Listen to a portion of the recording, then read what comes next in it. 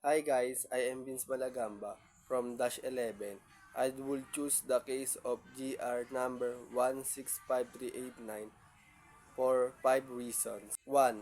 Focus on labor rights. This case address crucial issues related to labor rights, especially in the maritime industry, which is important given the large number of overseas Filipino workers.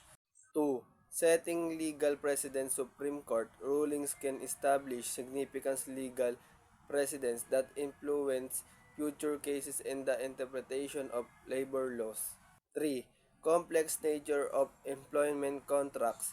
The case of explore the intricacies of employment contracts of seafarer, which is often subject to specific regulation and international standards. 4. Impact of manning agencies.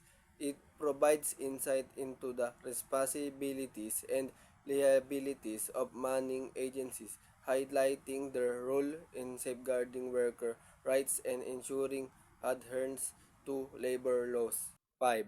Wider social implication. The case reflects broader social issues regarding from working condition and the treatment of workers, making it relevant not only legally but also social and ethically. In summary, this case is important of understanding labor law and its impact on workers' rights in the Philippines.